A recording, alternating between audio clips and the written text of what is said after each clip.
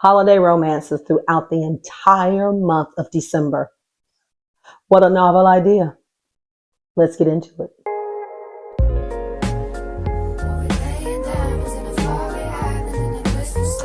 Well, bookish friends, it is the end of December, and when I tell you, I had a full month of just reading holiday romances, and I never would have thought that I've dedicated the whole entire month to just reading romances, particularly because I don't know how many times I have to tell you that I'm really a thriller girl, but it really wasn't bad, and I really enjoyed them. So I finished about 5 books over the last month, and they varied from different types of reading. They were quirky, they were cute, they were hallmarky, and they were a little smutty. But overall, it was a good month of reading. So I just want to break down the 5 books that I've read that were holiday reads that were just basically the setting was Christmas, Christmas, Christmas, snow, cold, love, banter, witty, just all that you can think of that comes along with the holiday season. And it was a really great month for reading. So I'm going to break down the 5 books I've read. I'm going to tell you how I felt about them, give you a little bit of synopsis on them, and then also kind of give you a rating of each one and tell you which one I like the most out of all of them that I've read. I read 1 full novel, I listened to 1 audiobook, and I read 3 novellas. And I'm beginning to think that the novellas are probably where I kind of need to stay when it comes to reading romances during the holidays, because I don't really watch a lot of Hallmark movies. I used to back in the day, and I'm just a little deeper in those type of movies. Like, I don't really like all the fluff. And so some of these holiday books kind of put me in that type of mood. And so because of that, I just feel like maybe the novella is my sweet spot because they're probably around under 200 pages. And that's kind of where I want to stay. So the first book that I read during the holiday was You Make It Feel Like Christmas. This is written by Toni Shiloh, and I read another one of her books, and I really liked her. I think I mentioned in a video earlier when I talked about what I was reading. I was the book haul, and this was the last book haul that I did for the year. And I picked this book up, and I talked about how it was going to be the first book I was going to read, a holiday book, and it was going to be the first book that I was going to read out of the book haul. And so this is about Star, and she goes back home, and she basically just came out of a breakup, and it says that she is jobless. And so, yeah, I'm kind of remembering, because I've read so much, it's kind of hard to remember everything about these books.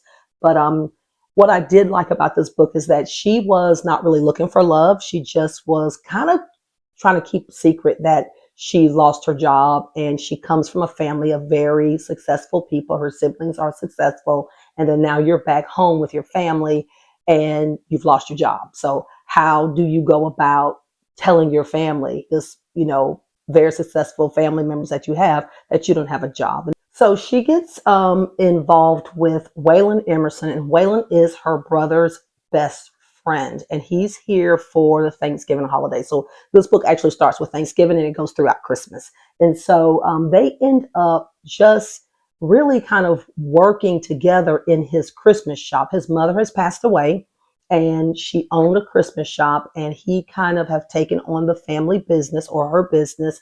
And Star comes along, and she helps him kind of revamp the business. And in the midst of that, they end up falling in love. What I liked about Toni Shiloh's writing is it is a Christian-based book. And I know for some people that sounds kind of like, oh, really? But it was fine. It wasn't like just hitting us over the head with, a lot of spiritual aspects. But it did have spiritual aspects. And the only aspect that it really had was that the characters prayed. And I love that, because you can always tell that what they were going through when they were praying, that their words were being italicized. And I really, really enjoyed that because it kind of made it, real to me. Like it was a way for her to put her Christianity in her writing without hitting us over the head with it. And that's what I really liked about it. I thought this was a very sweet read. You Make It Feel Like Christmas by Toni Shiloh. I gave this one 4 stars. So the next book I read is by Jackwell J. I think I'm pronouncing that right. I hope I am. And it is Second Chance Christmas. So Second Chance Christmas is about faith and Rome.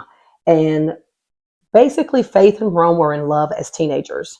And something tragic happens. And one night, the two of them who dated in high school were at the prom. Her mom does go out and drive that night. And in the midst of her driving, she ends up getting in a car accident. And then in that accident, she ends up dying. And so does Rome's little brother. And so that's where the issues lie, is that he kind of blames her for leaving the keys for the mom to get in just his grief. And so it ends up where they have nothing to do with each other after that. She's totally devastated. And then she goes off years later and she ends up back home in Sagport, where they're from. Rome is still there because his mom has Alzheimer's and he's taking care of her. And so she ends up back there because her dad is his business. She has to help with her dad's business. And then her and Rome end up bumping into each other and they end up spending time together. He finds out that her relationship with her ex-husband isn't really the best relationship. Now she has to pick up her life and start back over. And does she start back over with Rome? Well, Second Chance Christmas I thought was very good. And I don't think I'm really doing it justice because I thought it was going to be a little bit different than what I thought it was going to be. It wasn't my favorite read of the month, but I did think that it was a very cute book. I thought that it was engaging. It had the trauma that kind of will pull people in. There are some trigger warnings if you're someone who maybe has substance abuse in your family. You know, it may bring up some memories. But for the most part, it was a pretty light book and it was a very sweet read. And so this one I gave 3.5 stars. I'm kind of going out of order because this next book that I read is another novella, but I read another novel before it. And I just want to talk about that one because I got a lot to say about that one. But so I read The Christmas Catch by Toni Shiloh. So this is the second book by Toni Shiloh that I've read this month. And again, I just really like her writing. I really do. She brings that Christian aspect to it that isn't overbearing. And I think that she does a very good job. And it's very light and it's very sweet. And it has bouts of romanticism in it that is just enough that you feel satisfied because you really end up getting involved with these characters. So this is about BB Gordon. And it's also about Jaleel. Okay, so it has to do with football. So Jaleel is an NFL player. He gets hurt. And just a little backstory, the two of them were involved in high school as well. And what ends up happening is he breaks up with her because he's moving on with his career. He doesn't think that it's going to work when he goes off to school. And so she's heartbroken, but she moves on. She gets married and she has a child. And they're divorced in the present time. So what happens is that he is an NFL player, like I said before, and he gets hurt. He ends up back home in their hometown, not knowing that she's there. They do run into each other, but he's back there with his parents. His dad's a pastor. They don't have the best relationship. And that's another aspect I liked about this book is because you see that full circle moment that comes between him and his dad. His dad wanted him to fill in his footsteps by being a pastor as well because he came from a family of pastors. But his dream was to be in the NFL and play football, and that's what he did. And so it caused a rift with him and his dad. So he and BB kind of reconnect. He sees that, life isn't so bad, that I'll have a just chance with this woman because he doesn't have anybody in his life. He's never has settled down the way she did. And so he was very, very interested in her with the second chance. So again, this is another second chance romance. I just really just kind of put that together and that's probably the reason why I liked it. But I really just like this author. I think that I'm going to get some more of her novellas that don't have anything to do with the holidays because I really do like how she kind of weaves the Christianity into her writing. For those people like me, I do feel like I'm a spiritual person and I just felt like it wasn't too overly done to where it would be off-putting to people. And so, The Christmas Catch, very sweet book, Second Chance Romance by Toni Shiloh. Highly recommend it. This one I also gave 4 stars as well. Now this next one is a bit of a doozy, and I know I'm a year behind, But hey, I didn't even know I was going to commit to reading Christmas romances. But because I liked the two novellas that I read last year, I knew that I was going to probably do that this year. But I read How My Neighbor Stole Christmas by Megan Quinn. Megan, oh my girl, like the sizes of your books are just kind of, they can be a little overwhelming, but I'm gonna stick to the script, okay? And let me just say, this is my second book of hers. I have the Kane Brothers, the complete series, and I've only read one of those, and that's the first book, and that was a Not So Meet Cute. Totally was blown away by that book. Totally surprised about how good it was, how funny it was, how much I love the characters. Huxley, he's like a book boyfriend, honey. When I tell you I love me some Huxley, but that's a whole nother review. When I get through that series, I'm gonna break down that series with you book by book, because the first one was a doozy and I absolutely loved it. And so many people tell me that the second book was just as good. So I'm excited about getting into those in 2026. But this review is about How My Neighbor Stole Christmas, and this is about Story and Cole. Story and Cole were friends when they were younger, and he ends up losing his parents. And she said something to him one night because she's embarrassed about something that happens to her in this festival that they have in the town that they were living in. And she's not really necessarily from that town. He is, his family is, but her aunt is from there, and so her family would come and visit every holiday. And so what ends up happening is his parents die in an accident together. So he loses his parents both at the same time. He's devastated by it. She doesn't know it. She said something about hating the town, stupid town, just really putting the town down, and it really put a bad taste in his mouth. And then she never visited again until about 10 to 15 years later, when she is back in the town of, what is it called? Kringleton? I can't remember what the name of the town was, but she's back in the town where her aunt lives, where Cole lives, and he sees her again, and he is not having it. She enters the contest and basically vows to win, and he's like, she's got a lot of nerves. She doesn't even like this town. She hates Christmas, it seems like. And so why would she get into this competition? So he, who is like the Grinch of the town, because of course he lost his parents and he doesn't see Christmas like it used to be, he is determined to enter into the contest and beat her. So you can just imagine just the craziness that ensues, just the things that they do to each other. When I tell you gut busting, laughing, Megan Quinn is very good at writing books that keep you in stitches. And I really appreciate that about her romances. But there's an aspect of her books that, being that this is the second, I see a trend that she's the queen of smut. Like, this stuff that went on in this book with these two, I was like, woo, honey, like, woo, like, y'all gotta quit. Like, I was blushing while I was reading. It was just a lot. But I liked it. I liked it. I did. For Story and Cole, they have this little thing that they do throughout the whole book where they're competing, but then he basically softens towards her, and then you realize that they both really liked each other when they were younger, and then they both end up admitting that to each other. So then they have to hide their relationship because they're in this competition. They're arch enemies. Her sister's fully invested in beating, the aunt's fully invested in beating him, and then he's got his best friend involved, who was like, hey man, you got me involved and now you want to get involved with this chick, but now you don't want to, you want to kind of, are you trying to throw the competition? I don't think so. So it just becomes where everybody in the story is invested in winning.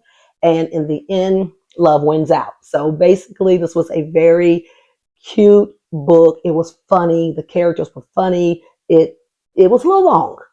It was a little long. Like, this book was over 400 pages long, and I'm like, okay, I think she could have, maybe 300 pages, about 370, 75. That's kind of that's my sweet spot. But this book was like, what, 40, 470? Like, I was like, whew, Lord. So, but I got through it because it was good. It was very good. I rated this book 4.5 stars. I really enjoyed it. The only reason why I get ticked off like half a point is because it was just a little longer than what it needed to be, but it still kept me interested. It didn't take away from the story. The characters were very endearing. They were funny. And it was sexy. I ain't gonna lie. It was. It was. So yes, How My Neighbor Stole Christmas, 4.5 stars. The other book, the second book that I have in the series, dropped this, I think, in October, and I purchased that one as well. But I won't read that until next year. And so I think there's a third book that's going to come out. So I'm going to try to read that one like in maybe like sometime in November, so I can read the third book in December. So we'll see. We'll see. Not trying to make any promises about reading this year. That's a whole nother video that I'm going to drop very soon. So last but not least was a book that I read, which was an audio book. It was by Brittany Cherry, and it was The Holidates. And I love this one. Now, I want to tell you, it may have been my favorite read or listen throughout the whole month. Even though I love the Megan Quinn book and I love the other books as well, I really enjoy The Holidates. Okay, so this is about Kai, who is the male lead, and Holly. And Holly and Kai end up having this run into each other, and that run-in did not go well. He owns a restaurant, and she herself goes into the restaurant, and she starts having all these different dates. And this is just me being just really quick about the review, is she's coming in and out of his restaurant dating all these different men because she's trying to, kind of shop these dates for when she goes home, because she's tired of her parents and her family seeing that she doesn't have a steady relationship. She just got out of a breakup. A lot of these books, these women get out these bad breakups and then they find the man of their dreams. So I'm totally with that.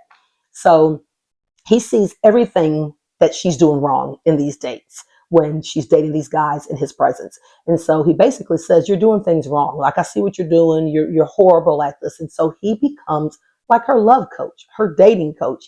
And so then you already know what's going to happen. The two of them are going to end up getting together. Now, when he decides that he's going to be her dating coach, she is skeptical about it, but he does really give good advice. But what he didn't plan on was he was going to catch feelings for her. But of course, we knew that was going to happen. And so he does start to like her. And he has a little brother who's staying with him.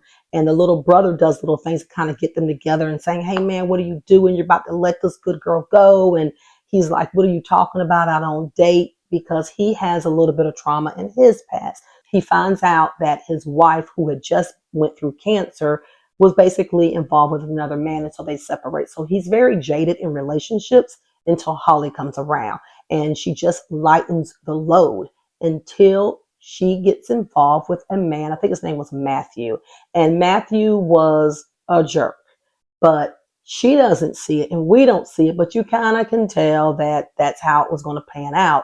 Something transpires between her and Matthew where she kind of like doesn't want to have anything to do with him. And then it seems like Kai is going to be the guy. And she's feeling really bad about herself and down to the point where she doesn't really want to deal with Kai either. And so he ends up making things right with her. And because they get into it because she feels like he just has all these negative things to say about her and her not being in a relationship. And he just goes off the rails with her one night. And so then she doesn't want to have anything to do with Kai, only for him to offer later to be the date that she takes home to her family. And so he ends up back in her hometown with her family, and they basically start to change towards each other. And there was some hot moments between them two. Like, they just really they dug each other. And you can tell that there was this thing with them where they were attracted to each other, to once that attraction was, they were able to capitalize on or just act upon that.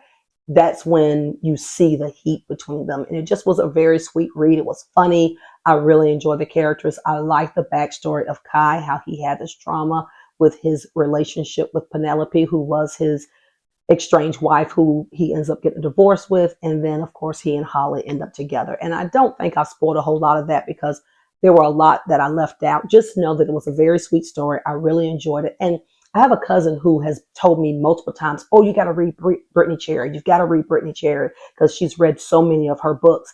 And I've never read any of Brittany Cherry's books. But I like this one so much on the audiobook that I decided that I am going to purchase some of her books in 2026, and I'm going to read some of them. I'm going to look at some reviews, see which ones are some of the good ones that a lot of people recommend, and I'm going to add Brittany Cherry to my collection of books. And so, yeah, so The Holidays, very, very cute book, Holidays by Brittany Cherry. That one I think I gave like a 4 star as well, because, I'm a romance person, but you got to just really drive it home in order for me to give you a 5 star. And so this one I felt was a good 4 star read. I think you could really enjoy it. And just like that, my holiday reading adventure has come to an end. It has been a great month of reading. I really enjoyed the books that I've read. The one audiobook I really enjoyed as well. And so I highly recommend all the books that I discussed in this video. I am looking forward to next year and reading more novellas and maybe even a couple of more books. I'm definitely going to commit to reading the Megan Quinn books because I absolutely love her, and I'm probably going to read some more of her books throughout next year.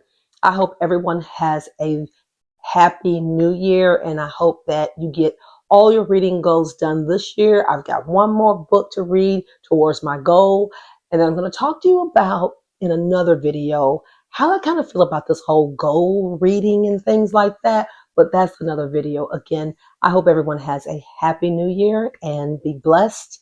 And I'll see you next time. Bye.